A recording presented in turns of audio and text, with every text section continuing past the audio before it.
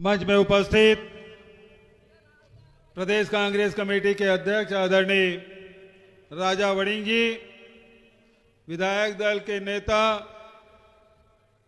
आदरणीय बाजवा साहब, हमारे राजस्थान के प्रभारी जनरल सेक्रेटरी आदरणीय रंधावा साहब, आदरणीय डॉक्टर अमर सिंह जी, आदरणीय केपी राणा साहब, आदरणीय जिसका आयोजन है, और हमारे जनरल सेक्रेटरी पंजाब आदरणीय कैप्टन संधू जी, आंवला साहब, सभी हमारे जिला कांग्रेस कमेटी के अध्यक्ष आदरणीय मुल्लापुर जी, आदरणीय संजय तलवार जी, सभी जिला कांग्रेस कमेटी के अध्यक्षगण, आदरणीय हमारे किसान कांग्रेस के अध्यक्ष खैरा साहब, सभी मंचस्थ अतिथिगण।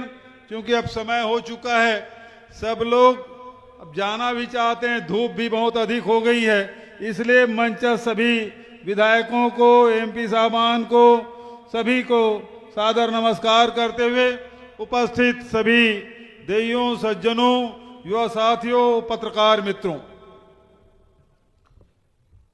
महात्मा गांधी जी की पुण्यतिथि आज ही के दिन नाथूराम गोडसे ने गांधी जी की हत्या की थी।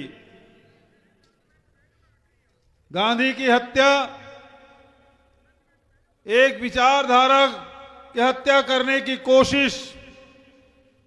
गांधी जी का शरीर तो नहीं रहा, लेकिन उसके विचारधारा, उसके संदेश वो कभी नहीं भुलाया जा सकता, क्योंकि उन्हीं के नेतृत्व में कांग्रेस पार्टी ने आजादी की लड़ाई लड़ी और बिना हथियार के, बिना शस्त्र के, सत्य और अहिंसा के बदौलत उन्होंने देश को आजाद कराया। दुनिया में उसका अनुसरण करते हुए दर्जनों देश आजाद हुए।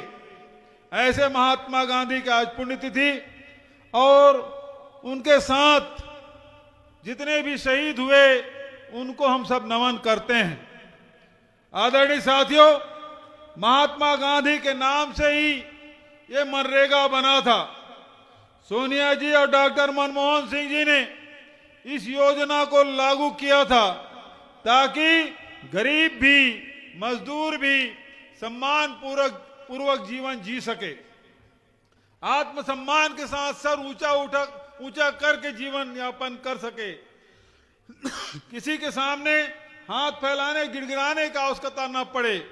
इसलिए इसको कानूनी रूप, दुनिया की सबसे बड़ी योजना कानूनी रूप दिया गया और आपको 100 दिन का रोजगार प्राप्त करने का अधिकार मिला।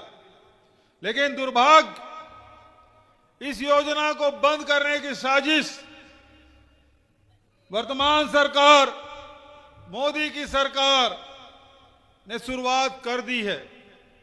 आप सबको पता है, भारतीय जनता पार्टी संविधान में विश्वास नहीं करती।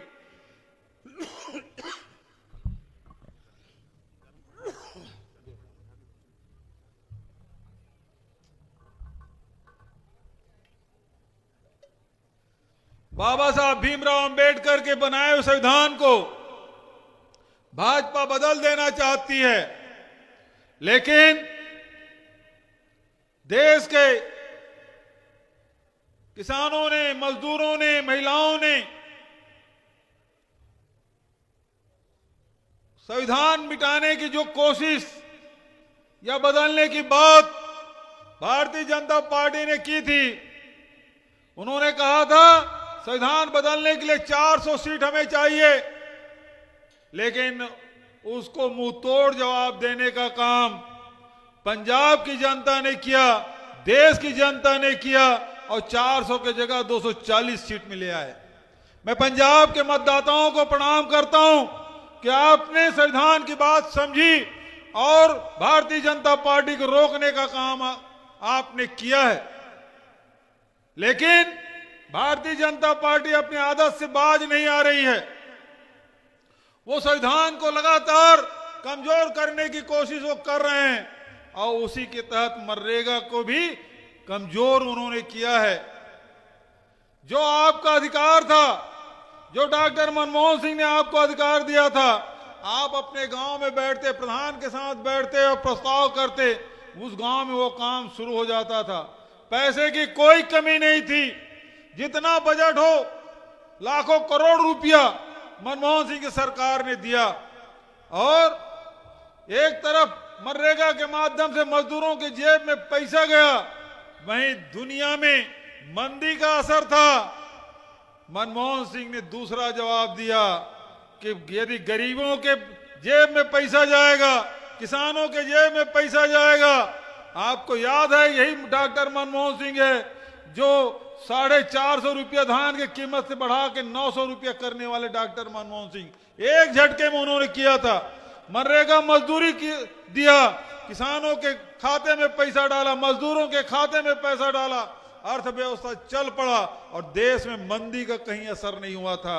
वो डॉक्टर मनमोहन सिंह आज मोदी सरकार किसानों के जेब से पैसा, मजदूरों के जेब से पैसा निकाल के अपने उद्योगपति मित्रों को, अडानी और अंबानी को देकर पूरे देश के अर्थव्यवस्था कमजोर करना चाहते हैं और कर ही दिया है उन्होंने।